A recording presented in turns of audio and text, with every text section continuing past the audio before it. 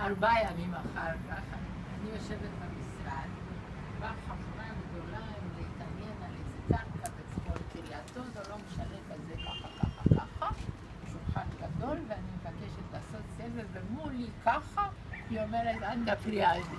אז אמרתי לה, תשארי פה אחרי הישיבה. ואנחנו גרנו באותו בניין, בבוקרשט, שגם אירינה, בדודה שלי גרה.